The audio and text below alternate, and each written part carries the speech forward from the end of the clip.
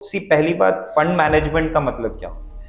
Fund management का मतलब, बहुत लोगों को ये लगता है कि फंड मैनेजमेंट का मतलब होता है कि पैसा मैनेज करना, राइट? बट ऐसा नहीं है। पैसे मैनेज करने के साथ आपको और भी चीज़ें मैनेज करनी पड़ती हैं। आपको फंड का रिस्क संभाल के रखना पड़ता है। राइट। आपको ये देखना पड़ता है कि आपके फंड की जो पोजीशनिंग है, आपकी जो एग्जिस्टिंग इन्वेस्टर्स है, उससे अलाइन हो रही है कि नहीं। करियर पाथ की तरफ भी जाते वक्त क्या टेक्निकल स्किल सेट लगती है एक फंड मैनेजर बनने के लिए, या कोई सर्टिफिकेशन लगता है, या कोई स्किल सेट लगता है जो आपके एक्सपीरियंस पे है?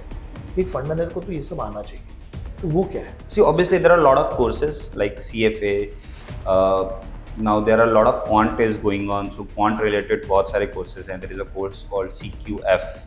टीएमएस का फंड मैनेजर एंड एक हेज फंड का फंड मैनेजर अलग किस तरीके से सोचते हैं, अगर आप वो बता सकें? अगर उसको हम ब्रेक करें तो उसमें एक वर्ड आता है हेज। हेज का अगर आप हेजिंग, तो हेजिंग हम बोलते हैं, हमने बहुत बार अपने फाइनेंशियल स्टडीज में सुनी होंगी हेजिंग। हेजिंग का मतलब होता है कि जब आप प्रोडक्ट मैनेजमेंट रोल पे थे तो वहाँ पे क्या क्या एक्टिविटीज होती थी?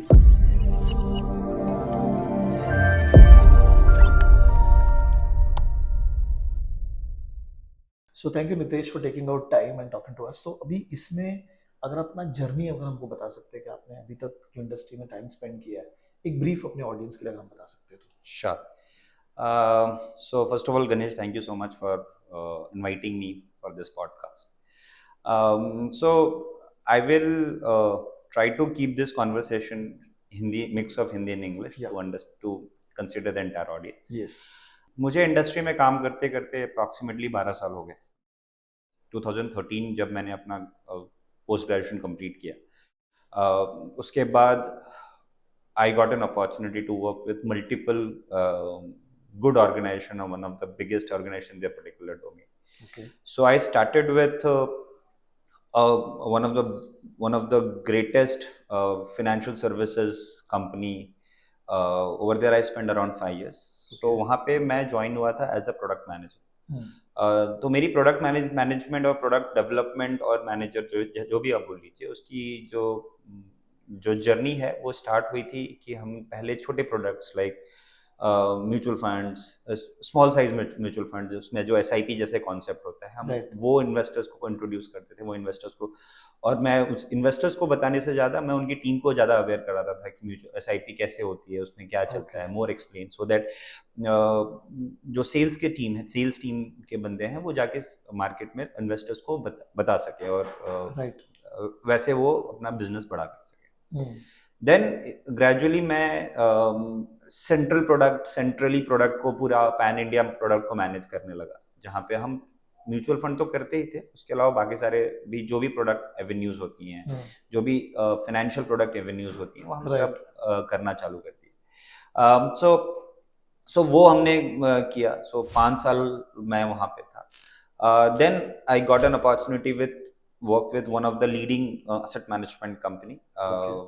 वहाँ पे भी मैं प्रीडोमिनेटली प्रोडक्ट ही बनाता था, बट ज़्यादातर फोकस मेरा हाई नेटवर्थ इन्वेस्टर्स और हाई नेटवर्थ टिकट साइज के लिए हुआ था, जिसमें एक होता है PMS, portfolio management services, alternate investment funds. तो मैं ये सारे प्रोडक्ट्स डिजाइन और वर्क करता था कंपनी के लिए। Okay. Then I got an opportunity to work for a hedge fund. Okay, I joined a hedge fund, and I started becoming supporting my fund manager there, and gradually I started managing funds. So over the last 10 years, it was very exciting journey that मैंने product भी बनाया है, product में product design भी किया है, product का risk भी मैनेज किया है, और फिर इवेंचुअली मैं फंड मैनेजमेंट साइज में आ गया। सो ये ऐसी मेरी जर्नी रही। नहीं, वंडरफुल वंडरफुल।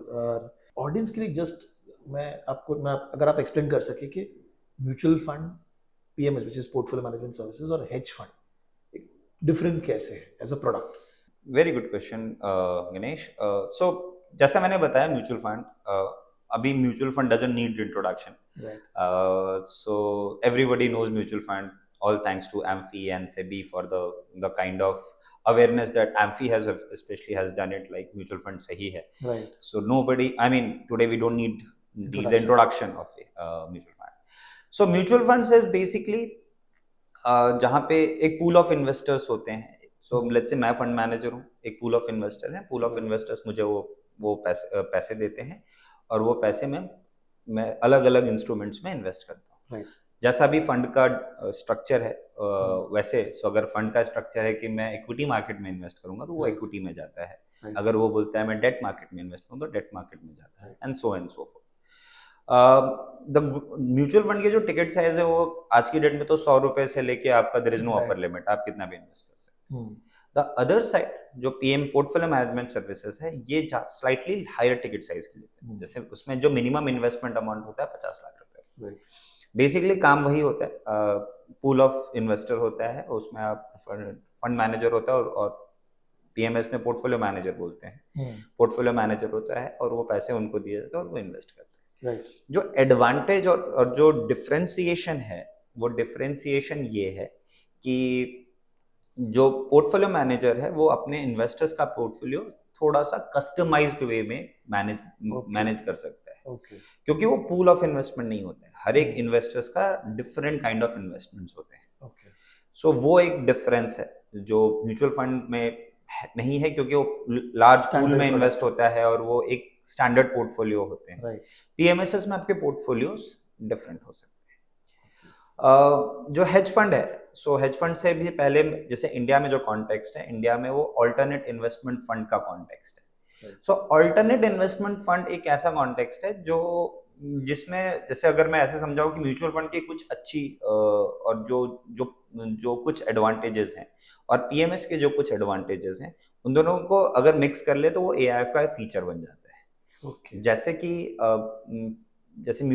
एआईएफ में और ऑल्टरनेट इन्वेस्टमेंट फंड में इन्वेस्टमेंट पूल के थ्रू होता है, राइट, बट लेकिन उसमें इन्वेस्टर्स हैं वो सेग्रीगेटेड भी आ सकते हैं। तो एक इन्वेस्टर्स का जो पूल ऑफ इन्वेस्टमेंट है और एक सेट ऑफ पूल एआईएफ का जो पूल ऑफ इन्वेस्टमेंट है, सॉरी, एक दूसरे इन्वेस्टर का जो पूल है वो उसका इन्वेस्टमेंट का जो पोर्टफोलियो वो स्लाइटली डिफरेंट हो सकता है। अच्छा, okay.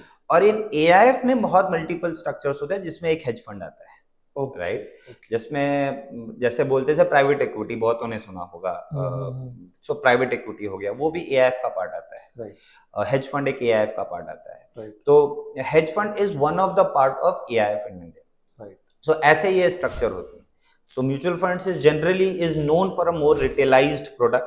PMS is HNI product and AIF, क्योंकि उसमें टिकट साइज और भी थोड़ा बड़ा होता है। जनरल एवरेज अगर AIF का टिकट साइज देखें तो 1 करोड़ से 2.5 करोड़ के रेंज वाला होता है, depending upon product to product. किसी में 1 करोड़ होता है, किसी में 2.5 करोड़ होता है, ऐसा होता है।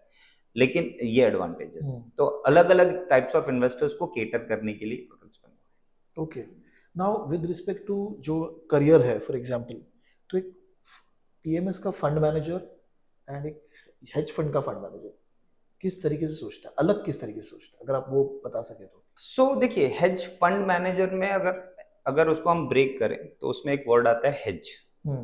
हेज का अगर आप हेजिंग, तो हेजिंग हम बोलते हैं, हमने बहुत बार अपने फाइनेंशियल स्टडीज में सुनी होंगी हेजिंग। तो हेजिंग का मतलब क्या होता है? हेजिंग का मतलब होता है कि आप अपने इन्वेस्टमेंट को हेज कैसे करते हो, उसको सपोर्ट कैसे, प्रोटेक्ट कैसे करते हैं, राइट। सो वो एक डिफरेंट तरीके से सोचता है। मैं ये नहीं बोल रहा हूँ कि पोर्टफोलियो मैनेजर्स अपने पोर्टफोलियो को हेज करने के लिए नहीं सोचते हैं, बट उसमें मैकेनिज्म्स वैसे हैं। rather than thinking only to give returns, the hedge fund managers focus more कि मैं अगर रिटर्न दे रहा हूं तो पर यूनिट ऑफ रिस्क पे मेरा रिटर्न कितना है। अच्छा, okay. Per unit of risk का मतलब क्या है कि अगर मैं सर्टेन रिटर्न दे रहा हूं तो वो रिटर्न देने के लिए मेरे फंड में कितनी वोलेटिलिटी है, कितना फंड में उतार चढ़ाव ज्यादा है। अगर वो रिटर्न बहुत ही ज्यादा उतार चढ़ाव के साथ मिल रहा है तो वो हेज फंड मैनेजर्स को उसको सोचना पड़ेगा कि मेरे रिटर्न्स बने बट एक कंसिस्टेंट पैटर्न में बने। अगर मेरे रिटर्न्स बन रहे हैं तो उसमें वोलेटिलिटी कम, मैं अपने पोर्टफोलियो को हेज कैसे कर सकता हूं। अच्छा, सो ये थोड़ा बेसिक डिफरेंस आता है।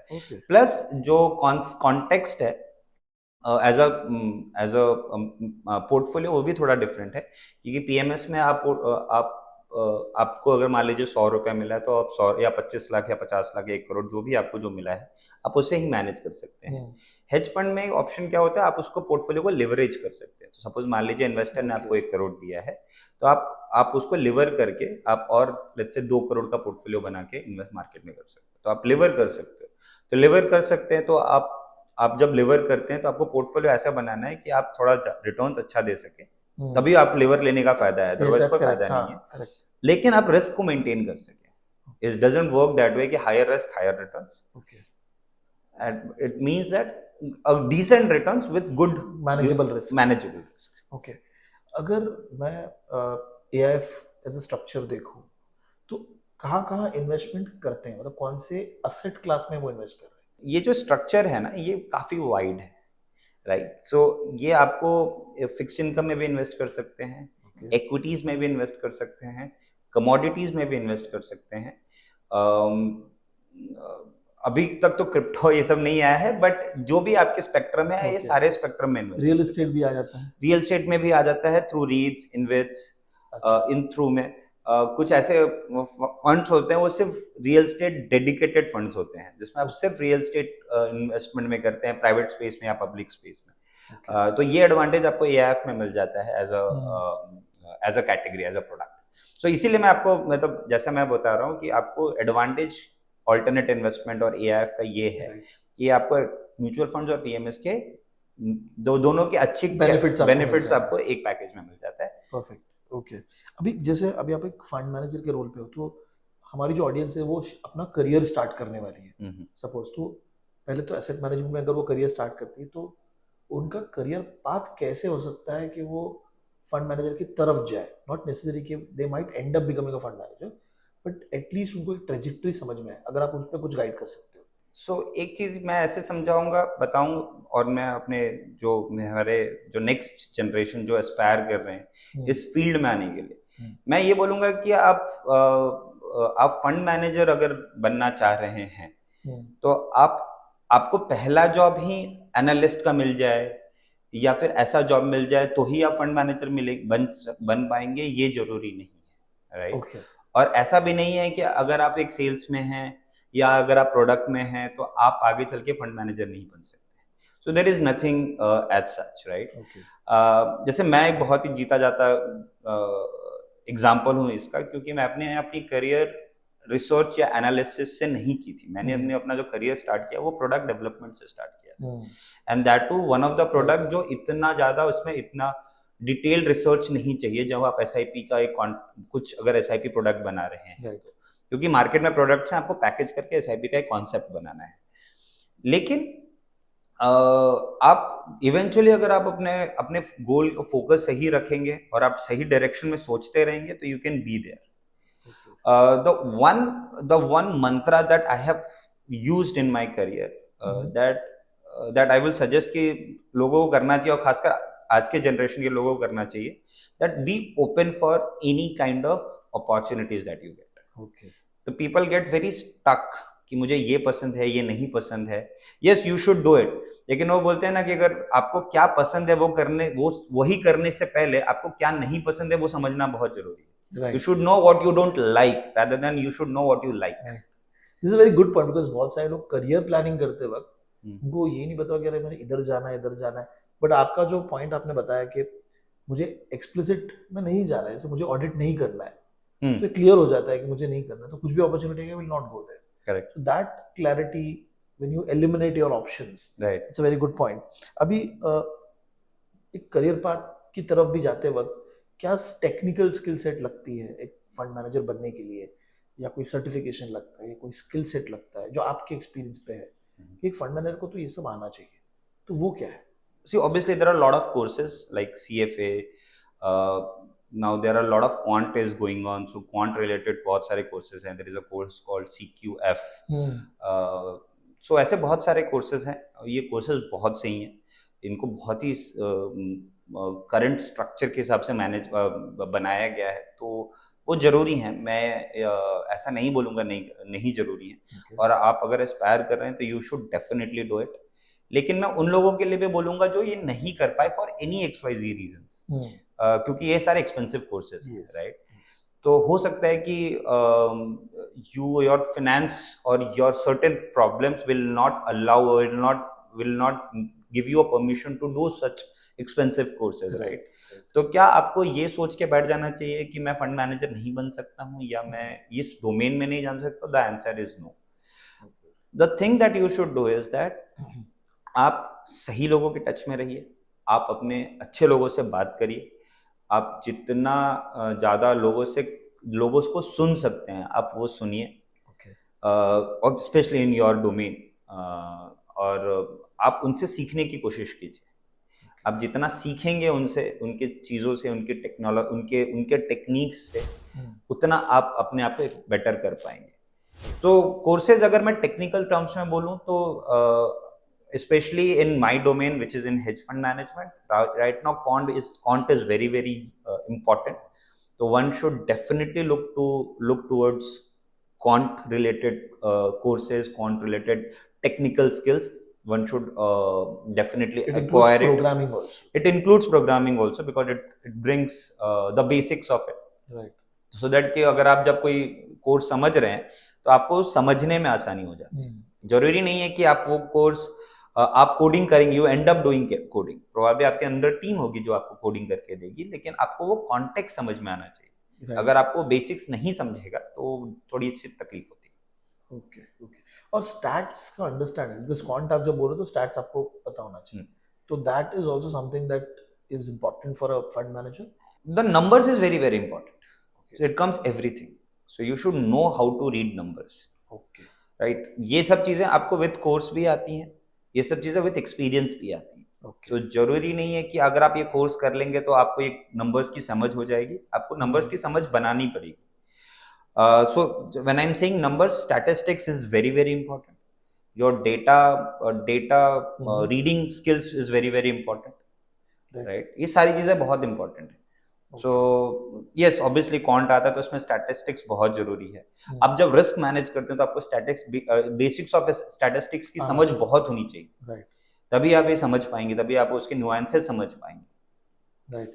अभी जो रोल है फंड मैनेजर का, वो on a day to day basis क्या करते हैं? अगर आप एक डे बता सकते हो, एक ब्रीफ, तो that will also help the audience. This reminds me the question that I asked one of the very supreme fund manager back in my college days. So क्या हुआ कि हम एक इवेंट में गए हुए थे दिल्ली में, और एक बहुत ही supreme fund manager, Asia Pacific head fund manager उस इवेंट में अपना स्पीच देने आए थे. एंड जब हो गया, उनका स्पीच खत्म हो गया, इवेंट के बीच में जो ब्रेक होता है, तो I went to him and asked him, told him कि सर मैं MBA कर रहा हूँ और मेरे ये एस्पिरेशंस हैं, so any suggestions that you would like to do. तो उन्होंने बोला कि the one myth that your generation has, that fund manager's profile or fund manager job is very fancy. तो पहली बात, जब आप ये चीज, अगर आपके दिमाग में ये है कि अगर एक फंड मैनेजर बहुत ही फैंसी प्रोफाइल होता है कि वो तो मतलब जो पिक्चरों में हम देखते हैं इंग्लिश और बॉलीवुड एंड हॉलीवुड बोथ, वैसा एक्चुअली नहीं होता है. फंड मैनेजर्स की डेली लाइफ, हम और जितने, एटलीस्ट मैं जितने फंड मैनेजर्स अपने मेरे एज के या मेरे से सीनियर फंड मैनेजर्स को देखा है, they have a very consistent life. I will not say boring life, but consistent life. हमारा जो बिजनेस है और हमारा जो काम है, it is a work, it is an art of consistency. आपको एक ही चीज सही तरीके से रोज करना पड़ेगा.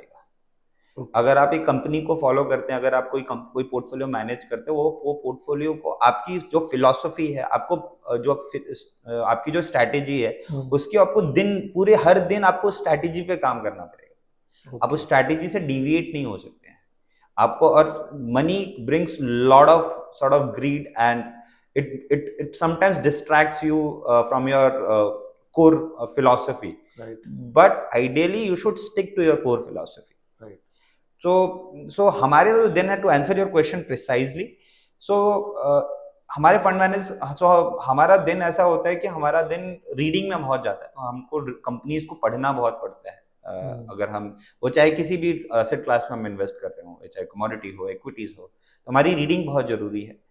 और जो हमारी फिलॉसफी है, जो हमारा स्ट्रैटेजी है, उसके ऊपर कंसिस्टेंटली हमको टिके रहना है और उस कंसिस्टेंटली उस पोर्टफोलियो को हमें अलाइन करना है। I will give you right anecdote कि ऐसा मतलब जैसे फॉर एन एग्जांपल अगर मैं कोई पोर्टफोलियो बनाया है मैंने, राइट, और अगर कोई अपॉर्चुनिटीज मेरे से मिस हो गई और वो अपॉर्चुनिटी मुझे बहुत ही ज़्यादा अच्छी लग रही है, तो जब अगर मैं उस अपॉर्चुनिटी की टूवर्ड्स जा रहा हूँ तो वहाँ पहुँचने, वो अपॉर्चुनिटी ग्रैब करने के लिए मुझे ये देखना पड़ेगा कि अगर मैं वो स्टॉक या वो अपॉर्चुनिटी या वो कंपनी मैं इन्वेस्ट अगर कर रहा हूँ, तो क्या मैं वो उसकी वहाँ पे वो रिटर्न कमाने के लिए मैं अपनी फिलॉसफी को तो कॉम्प्रोमाइज नहीं कर रहा हूँ, स्ट्रैटेजी को तो कॉम्प्रोमाइज नहीं कर रहा हूँ। तो it is that skill that you have to keep developing it. So it's a lot of small things that you have to build first and you have to stick it on a daily basis. और अभी जैसे investment management space grow हो रहा है India में या asset management grow हो रहा है, तो व्हाट इज योर व्यू कि कितना एक्साइटिंग ये स्पेस होने वाला है for the new commerce?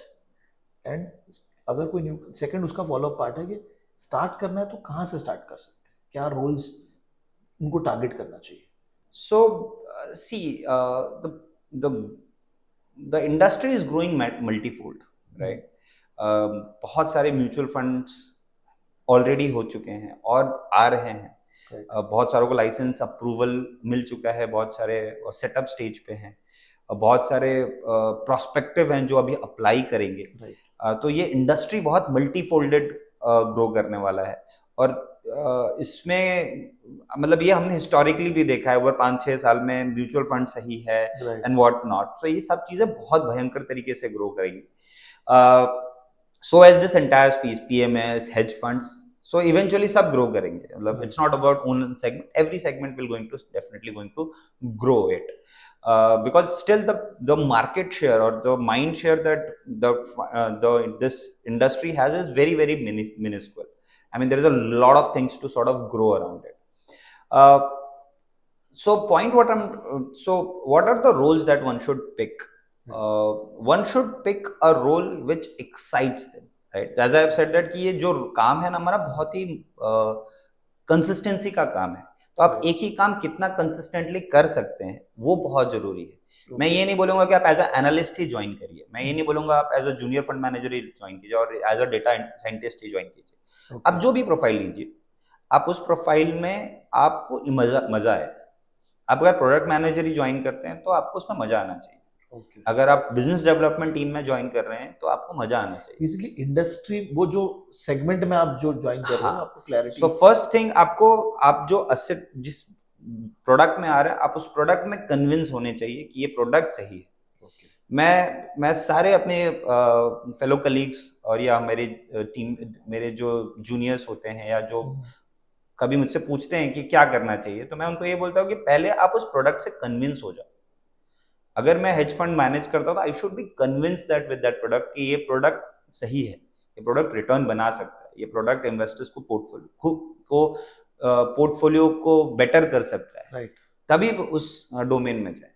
If you think money first, money means salary or income, stuff like that first, and then you think about the product, you will not be able to sort of succeed.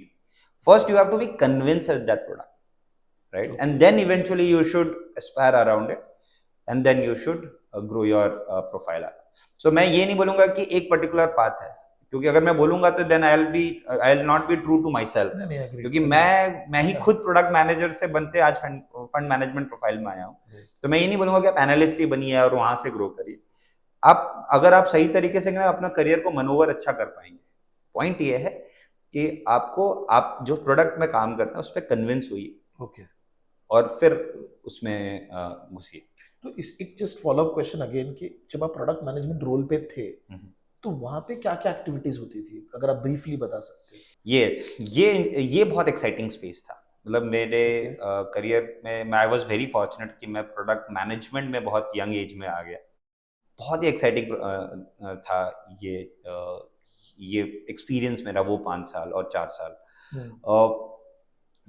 So it was like analysing the product. So analysing में means सारे data reading करना, उनको समझना कि ये जो funds हैं वो फंड्स कैसा कर रहे हैं, कैसे कर रहे हैं, परफॉर्म कैसे कर रहे हैं, कंसिस्टेंसी कितनी है एंड व्हाट नॉट, बहुत सारी चीजें उसमें करते हैं। उसी दौरान मुझे अपॉर्चुनिटी मिला फंड मैनेजर से मिलके बात करने का। तो हमारा एक डोमेन था, हम फंड मैनेजर से मिलते थे, उनसे बातें करते थे, उनसे समझते थे कि वो उनकी फिलॉसफी क्या है अपने फंड को चलाने की। ये दो चीज हो गया। हम इन्वेस्टर्स का पोर्टफोलियो को एनालाइज करते थे। जैसे कोई इन्वेस्टर अगर उन्होंने कुछ पैसे कहीं इन्वेस्ट कर रखे हैं तो उनके पोर्टफोलियो को हम एनालाइज करते थे और वहां से उनको हम सॉर्ट ऑफ फर्दर रिकमेंडेशन देते थे। अब इसमें क्या होता था कि ऑब्वियसली इसके आसपास जो भी रिसर्च रिलेटेड चीजें थी वो हमको दी जाती थी। जैसे रिसर्च टीम होती थी जो इक्विटी के ऊपर रिसर्च करती थी। हमारा काम प्रीडोमिनेटली म्यूचुअल फंड को एनालाइज करना था। फंड मैनेजर्स जो हमको सपोर्ट करते थे कि उनकी इन्वेस्टमेंट फिलॉसफी क्या है एंड स्टफ लाइक दैट। और सेल्स वाले हमको सपोर्ट करते थे ग्राउंड में क्या प्रोडक्ट चल रहा है, what is the new thing that we can work. So that was the space. But the idea is to innovate, design, and maintain. So innovation करके आप न्यू प्रोडक्ट लेके आइए, उसको लॉन्च कीजिए, डेवलप इट, एंड जो products launch हो गए हैं उसको सही तरीके से मेंटेन करके। ओके। अभी एक फंड मैनेजर का roll over a period of time कैसे चेंज हुआ है? क्या टेक्नोलॉजी बहुत ज्यादा आ गई है या अभी भी नहीं है उतना? नहीं, बहुत चेंज हो गया। The market itself, the pace of the information is very very flourished. It's overwhelming sometimes. इतना ज़्यादा information होता है। so obviously जहाँ पे बहुत सारा information होता है वहाँ पे noise बहुत होता है।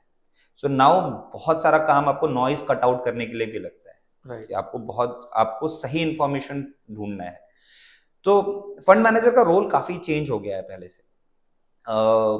So just to give you an example, जो पहले जो फंड मैनेजर्स होते थे और जो पूरा आज से 20 years पहले जो फंड मैनेजमेंट की प्रीडोमिनेंट स्टाइल होती थी वो ज्यादातर कंपनीज के ऊपर research, so it takes time to do the research work on, because data इतना इन्फॉर्मेशन अवेलेबल नहीं था। आपको उनकी चीजों पे काम करना पड़ता था। जो वो अभी डेटा इन्फॉर्मेशन बहुत ईजी हो गया है, बहुत सारे सॉफ्टवेयर है जो आपको इन्फॉर्मेशन दे सकते हैं। जैसे ब्लूमबर्ग हो गया और फिर छोटे छोटे जो बहुत सारे ब्रोकिंग फेटर्निटीज हैं, बहुत सारे वेबसाइट्स है जहाँ से आपको इन्फॉर्मेशन मिल सकती हैं। तो डेटा इन्फॉर्मेशन सही हो गया है। ऑब्वियसली बहुत सारा डेटा आता है तो डेटा के साथ नॉइज भी आता है, तो अब नॉइज कटआउट में बहुत टाइम जाता है। आपको बहुत ही क्लियर होना चाहिए, इसलिए मैंने बोला कि you should be very very clear कि आपकी फिलॉसफी, आपकी स्ट्रेटेजी क्या है, and stick it on the daily basis. तो यहाँ पे एआई और एमएल भी यूज होना स्टार्ट हो गया 100%। 100%।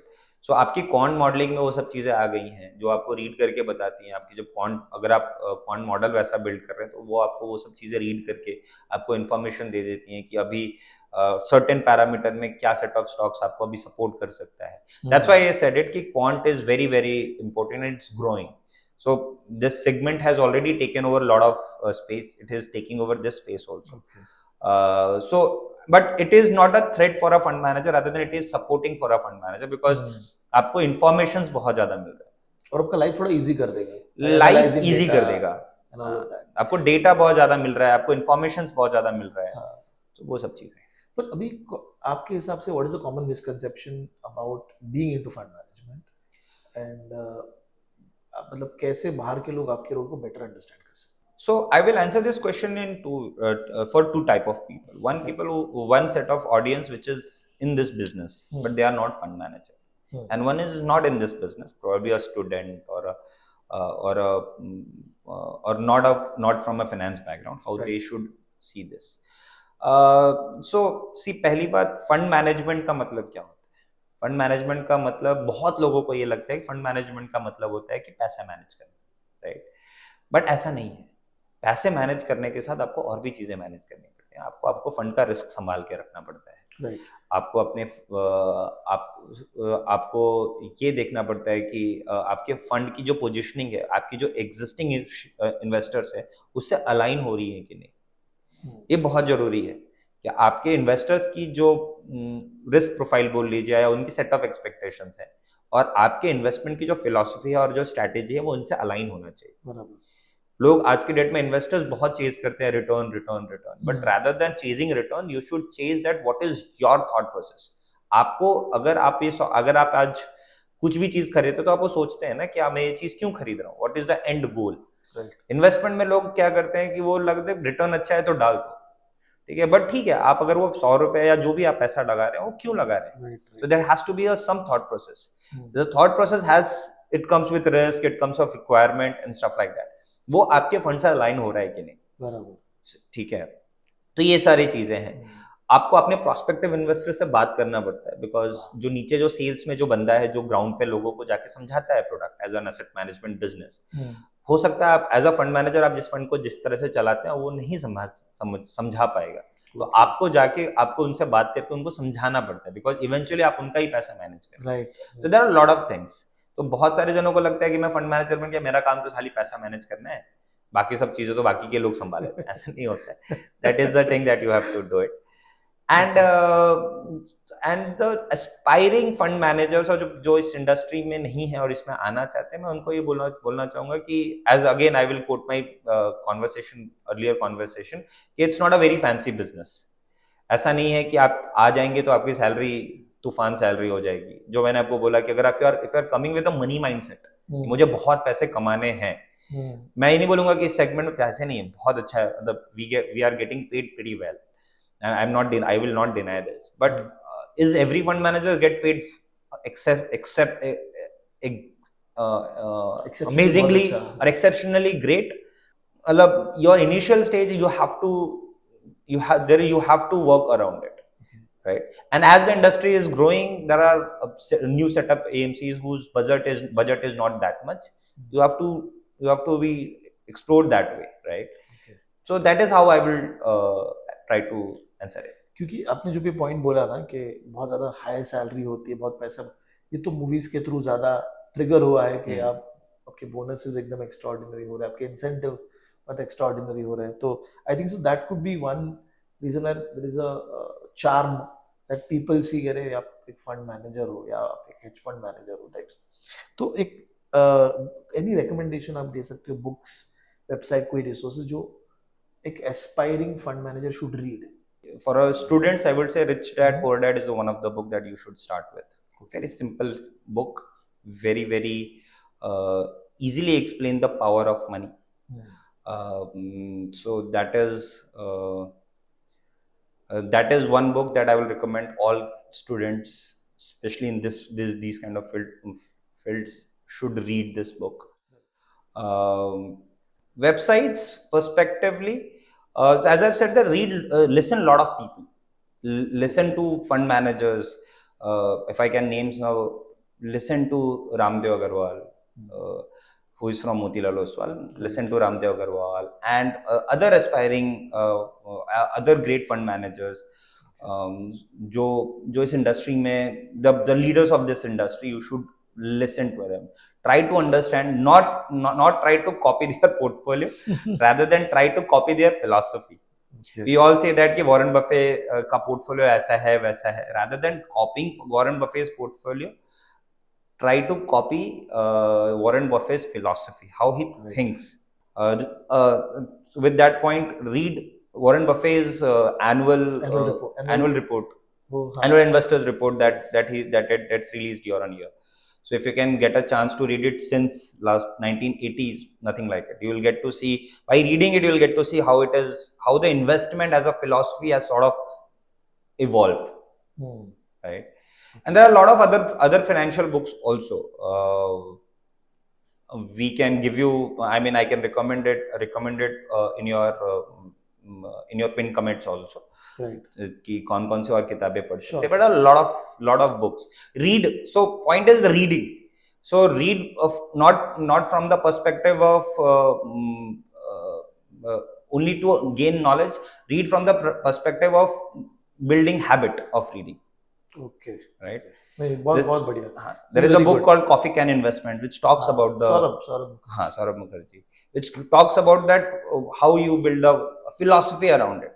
So I'm again saying it that if you are young, if you are building it up, don't try to copy the fund managers. Don't try to copy their portfolios. Try to learn that how they are building their philosophy, because building philosophy is very important. One final piece of advice for young people who plan to enter into investment management space.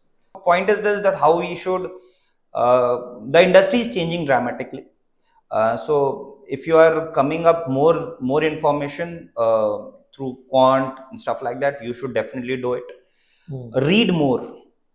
That's the one piece of advice that I'll give it. Read more. Okay.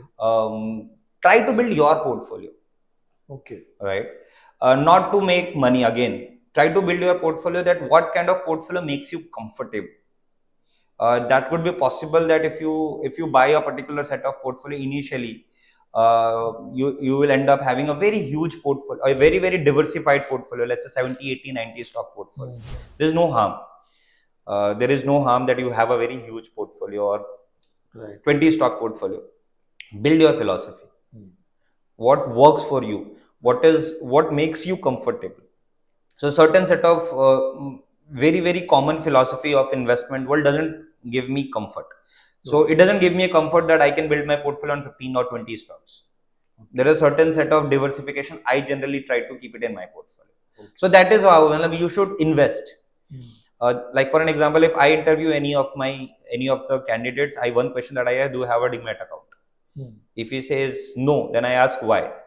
Because there are certain asset managers or there are certain AMCs which doesn't allow to open Demat or sort of do investment, which I understand. If there is a regulatory reason, I understand. But if you are allowed and if you are still not doing it, then boss, आपका interest कहाँ से आया? आपका interest, then there are, how can I judge you only on your informed gyan rather than the experience?